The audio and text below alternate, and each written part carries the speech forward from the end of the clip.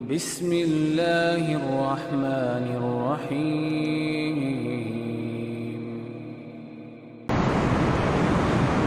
اتنی بڑی عظمت ہے کہ اللہ نے راز بیان کیا ہے۔ دنیا کروڑوں روپے لگاتی ہے لیڈر بننے کے لیے، پھر بھی گالیاں ملتی ہیں، دشنامیں ملتی ہیں، لوگ بد دعائیں کرتے ہیں، اور یہ سارے قصے آپ کے سامنے ہیں۔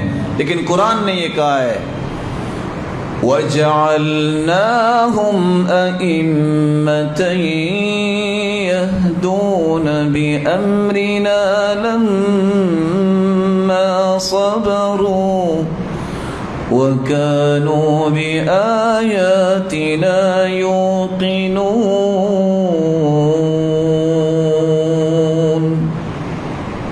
فیصلے ہمارے یہ ہیں کہ ہم لیڈرشپ اس کو عطا کرتے ہیں، دنیا کے لیے مقتدا اسے بناتے ہیں جس کے اندر دو صلاحیتیں ہوتی ہے۔ وہ اصل مقتدا ہے، وہ اصل لیڈر ہے جس کے اندر صبر اور برداشت آ جاتی ہے، اور جس کو یہ یقین اللہ عطا کر دیتے ہیں کہ میرا مالک مجھے ضائع نہیں ہونے دے گا۔ انی جزیتہم اليوم بما صبروا انہم هم الفائزون۔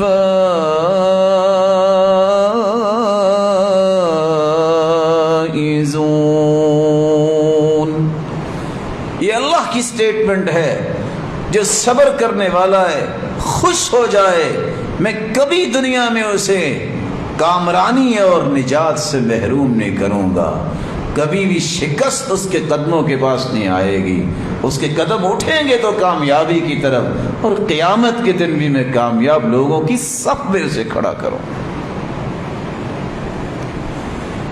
اولئک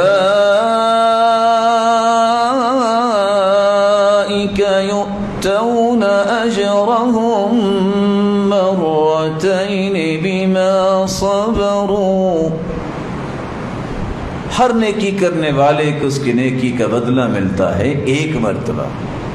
واحد صبر ایک ایسی نیکی ہے، اللہ فرماتے ہیں میں اس کا دگنا اجر دیتا ہوں،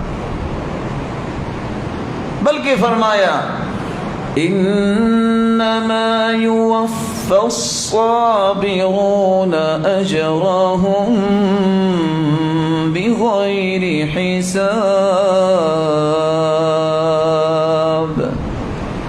اسی نیکی کا بدلہ 10 گنے ہیں، 70 گنے ہیں، الی 700 ضعف۔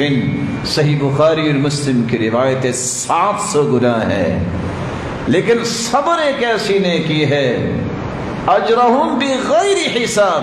اللہ فرماتے ہیں میرے فرشتوں، جو کیلکولیشن کا نظام میں نے تمہیں دے رکھا ہے، تمہارے پاس نظام اس کو کیلکولیٹ کر ہی نہیں سکتا کہ میں نے اجر کتنا دینا ہے، بس لکھ دو کہ صبر کیا ہے، اس کا اجر میں بغیر حساب کی اپنی شان اور عظمت کے مطابق قیامت کو خود دوں گا۔